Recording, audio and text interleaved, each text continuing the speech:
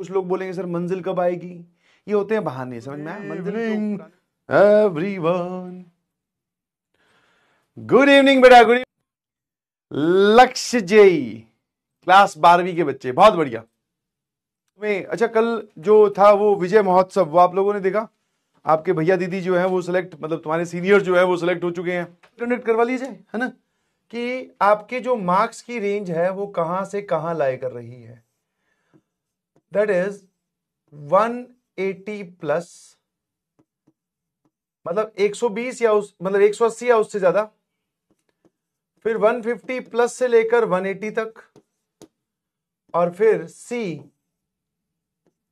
100 से लेकर 150 तक, एंड ऑप्शन डी बिलो 100। जिसके 100 आए हैं वो ऑप्शन सी पे टिक करें, जिसके 150 आए हैं वो ऑप्शन बी पर, जिसके 180 आए हैं वो ऑप्शन ए पर। चलिए जी, 30 सेकेंड स्टार्ट कर रहा हूं, पोल ढंग से जवाब। एडवांस का टेस्ट था,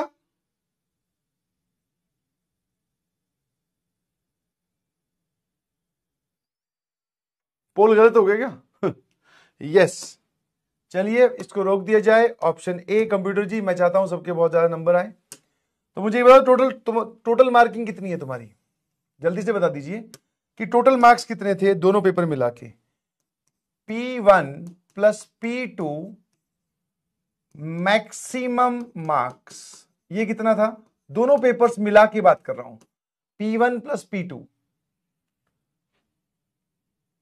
टोटल कितना था? मेरे ख्याल से 160, नहीं सॉरी 360 होना चाहिए। 360, बहुत बढ़िया।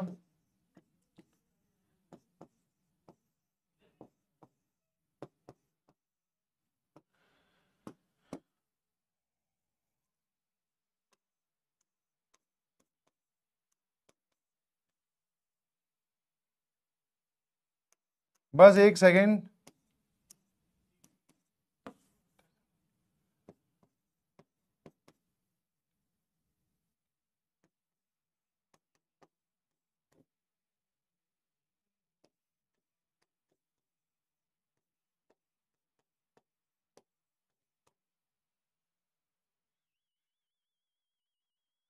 हाँ शुरू हो जाओ।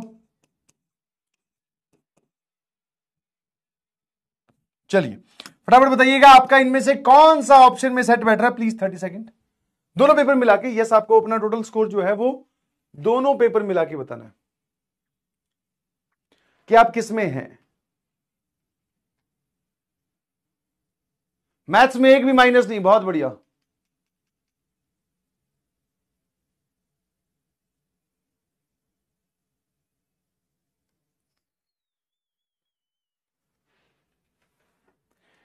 जल्दी से, मेरे ख्याल से पोल हो गया क्या कंप्लीट? यस मैं तो चाहता हूं कि ऑप्शन ए में मैक्सिमम लोग हों। तो जैसा कि आपको रिजल्ट दिखाई दे रहा है सर, ये वाला जो है ये आ रहा है 20%, ये वाला आ रहा है करीबन करीबन 18% पकड़ लेते हैं, ठीक है, 0.8 पे पहुंच गया। ये भी 18% के लगभग है, और यहां पर हमारे पास में मैक्सिमम जनता है 45%, बहुत बढ़िया। चलिए जी, तो इसको आप स्कोरिंग एरिया बोल सकते हैं, बहुत बढ़िया। क्यों? क्योंकि अगर आप इसका 40% कैलकुलेट करें टोटल मार्क्स का, देखो सिंपल सी, तुम जो जेई एडवांस की जो कैलकुलेशन है वो आप ध्यान समझिए please. If I calculate 40% of this, ठीक है, अब ये कितना आ जाएगा सर हमारे पास में? 1440 divided by 10, that is 144 marks आ रहे हैं 40% पे, है ना, ठीक बोल रहा हूं? हाँ, और इसके 30% पे कितने आ रहे हैं सर, जल्दी से बता दीजिए। तो 30% पे सर 10 18 और 108, समझ गए मेरी बात? तो 40% किसी भी एडवांस के टेस्ट का अगर आप स्कोर कर पा रहे हो, दैट मींस आप बहुत बढ़िया स्कोर कर पा रहे हो। इसीलिए मैंने 40% एक्जेक्टली 144 नहीं रखा, इसको 130 कर दिया, थोड़ा कम, ठीक है। तो जो लोग इसमें हैं, वेरी गुड, मेरी तरफ से वेरी गुड है, कीप इट अप। जो भी गलतियां रहेगी वो देखो, एडवांस का टेस्ट आपने दिया है तो पक्का कुछ क्वेश्चंस ने आपको डराया होगा। पेपर खत्म हो चुका है, उनसे डर दूर कीजिए। अब मतलब उन सवालों से वापस एक बार मुलाकात कीजिए, क्या बोल रहा है, किस टॉपिक का है, क्या थॉट प्रोसेस लग रही है, कौन सी ऐसी बात लग रही है, स्टार मार्क करके अलग से लिख लीजिए, नोट कर लीजिए, अपने मेमोरी में उसको रखिए। 100 से 300, 100 से लेकर 130 जो लोग जा रहे हैं, बहुत बढ़िया, 30% से ऊपर जा रहे हो आप, लगभग 108 मार्क्स के आसपास आते हैं 30% पे, बहुत बढ़िया, ठीक है, हाँ ना। थोड़ी सी आपको क्या करनी है, इन लोगों के लिए मेरी सजेशन है कि थोड़ा सा टाइम और लो, ठीक है, मतलब अपनी जो एडवांस अटेम्प्टिंग स्ट्रेटेजी है ना, थोड़ी सी और सुधारो, थोड़ी सी और सुधारो, मतलब थोड़ी सी और सुधारिए प्लीज। मतलब कि आपने देखा होगा, पाया होगा कि आप इस जोन में शिफ्ट हो सकते थे 130 प्लस से, बट आपकी कुछ सिली मिस्टेक्स रह गई, उन सिली मिस्टेक्स को कम कीजिए प्लीज, एरर आइडेंटिफाई करो और फटाफट उनको रिजॉल्व करो। जो 80 से लेकर 100 के बीच में है, आप जो टॉपिक स्किप करके गए थे उनको रिवाइज करो। यस, टॉपिक स्किप नहीं करना है, ठीक है, पेपर पूरा सॉल्व कीजिए और आप जो है वो PYQs या एडवांस के जो अपने क्लास में critical thinking, CTQ, acidic plus challenger, इनको एक बार फिर से देखिए, ठीक है, टॉपिक स्किप मत कीजिए और अपना एरर जो है वो रिड्यूस कीजिए। इनसे मेरी रिक्वेस्ट है कि प्लीज एक बार नोट से फिर से गो थ्रू करो, नोट्स के क्वेश्चन वापस रीअटेम्प्ट करो, नोट्स को एकदम काबू में कर लो, काबू में करो, क्योंकि नोट्स आपकी काबू में नहीं है जी, ठीक है। बट मैं आप सभी लोगों को बोल रहा हूं कि आप थोड़ा थोड़ा अपना स्कोर इंप्रूव कीजिए, और इस रेंज में अगर आप अप्लाई कर रहे हो तो बहुत अच्छी बात है, इसको बढ़ाना है ऑब्वियसली, कहीं पर भी जाकर रिलैक्स नहीं होना है। 40% 144 पे आ रहा है, 40% क्रॉस कर दो, अपने इन हाउस जो टेस्ट है उनको 150% ही क्रॉस कर दो यार, खेल खत्म, घबराओ मत। 11th का अगर कोई सवाल मिस हुआ है, छोड़ा गया है, आपको नहीं समझ में आया, तो उस पर आप अभी ज्यादा परेशान ना हो। 12th को काबू कीजिए प्लीज, 12th के सवाल गलत नहीं होने चाहिए, स्कोर आपको बहुत जोरदार करना पड़ेगा, ठीक है भाई। तो उस टारगेट को क्रॉस करना है, 150 से ऊपर लाने की कोशिश करनी है, ठीक है। बहुत बढ़िया, आप सभी लोगों ने पेपर दिया, अपने मार्क्स को लेकर चिंतित हो, बहुत जोरदार बात आपने बोली। आई एम वेरी, मतलब feeling very relaxed and very satisfied कि आप लोग इस चीज को लेकर चिंता में हो। और कल जो सेलिब्रेशन हुआ था, या कल जो IIT के बच्चे मिलने आए थे जो सिलेक्टेड हैं, उनमें से आपने एक चीज नोटिस की कि मैक्सिमम क्लास 12th के थे, मैक्सिमम, ऑल्दो ड्रॉपर और क्लास 12th का अगर 60-40 का रेशियो था या फिर 55-45 का रेशियो था, बट हां ज्यादा बच्चे क्लास 12th के थे। समझ पा रहे हो, नहीं समझ पा रहे हो, ज्यादा बच्चे क्लास 12th के थे, ठीक है, ज्यादा बच्चे जो है वो क्लास 12th के थे। कितनी बार बोलूं, पहले भी बोल चुका हूं, आज फिर बोल रहा हूं, मैक्सिमम बच्चे या ज्यादा बच्चे, तुम तो ये पकड़ो, क्लास 12th के थे। अब इसका क्या मतलब है भाई? और उनमें से भी अगर मान लो, जैसे मानते हैं, ऐसे ऐसे मैं एक रफ आइडिया आपको बता रहा हूं, 100 बच्चे अगर मान लो टोटल आए थे, 100 नहीं आए थे, ज्यादा आए थे ऑब्वियसली, 100 बच्चे अगर टोटल आए थे, तो उसमें से आप ऐसे मान के चलो 55 जो है वो क्लास 12th के थे और 45 जो है वो ड्रॉपर थे, और इन 55 में से भी 30 रेगुलर स्कूल गोइंग थे, और आप बोल सकते हो 25 नॉन अटेंडिंग थे, या फिर कुछ भी बोल दो। और ये भी मैंने ज्यादा बोला, यहां पे 35 करना चाहिए, यहां 20 करना चाहिए, हां, इसमें भी रेगुलर स्कूल गोइंग का पोर्शन ज्यादा था। तो मतलब सर बच्चे कर तो रहे हैं, समझ गए।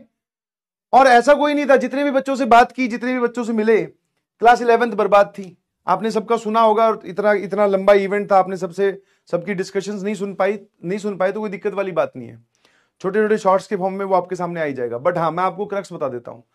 पहला पॉइंट नोट करने वाला ये था कि मैक्सिमम क्लास 12th के स्टूडेंट्स थे। दूसरा पॉइंट नोट करने वाला है, उसमें से भी रेगुलर स्कूल गोइंग स्टूडेंट्स थे। तीसरा, उनकी क्लास 11th बोल दो या उसकी रिवीजन बोल दो, उनको टेंशन रहती थी। चौथा पॉइंट आप बोल सकते हो कि उन्होंने अपनी टीचर्स की बात को फॉलो किया और क्लास 12th को 100% काबू में करके रखा जब तक सिलेबस कंप्लीट ना हो जाए।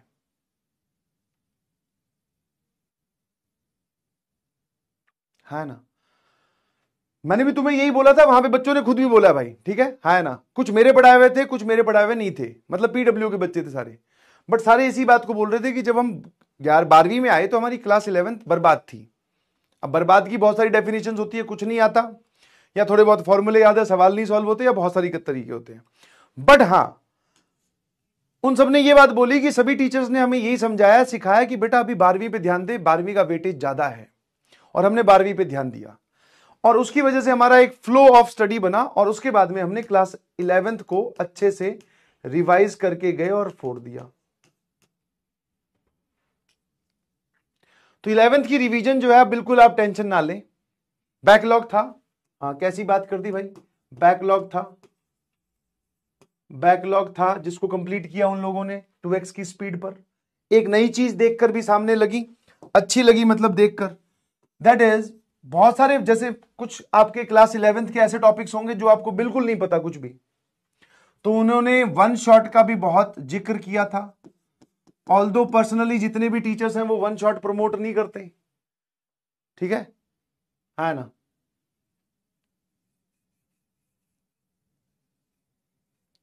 वन शॉट बोले हाँ सर, ये जो बैकलॉग हमारा हो गया है, इस बैकलॉग को कवर करने के लिए वन शॉट प्लस पीवाईक्यूज, ठीक है। अगर मैं पूरी बात करूं तो वहां से थ्योरी कवर कर ली, जो भी पढ़ा है वो देख लिया, साथ में फिर पीवाईक्यूज लगाए, तो ये भी एक तरीका है।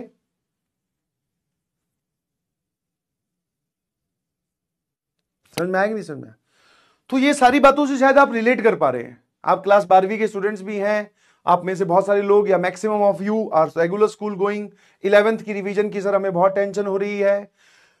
अब टीचर की बात तुम फॉलो कर रहे हो कि नहीं वो तुम जानते हो भैया, क्लास 12th तुम्हारे काबू में है कि नहीं है, इतने सारे क्वेश्चन दिए जा रहे हैं, डिब्बी दिए जा रहे हैं, होमवर्क दिया जा रहा है, ताकि ये चैप्टर तो एकदम अच्छे से कर लो भाई, बाकी अभी जो बचा 11th उसकी बात करेंगे। बैकलॉग तुम्हारा भी है, मंजिल से तुम भी पढ़ सकते हो, जो पुराने तुम्हारे लेक्चर्स हैं, जो क्लास 11th के तुम्हारे जो टॉपिक्स हैं उनको तुम धीरे धीरे निपटा सकते हो, कोई दिक्कत नहीं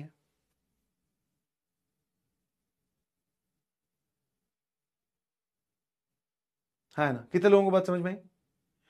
तो इसीलिए मैं आपको ये बोल रहा हूं, बार बार यही बात विश्वास दिलवाने की कोशिश कर रहा हूं, क्योंकि आगे आने वाला जो टाइम है थोड़ा टफ है।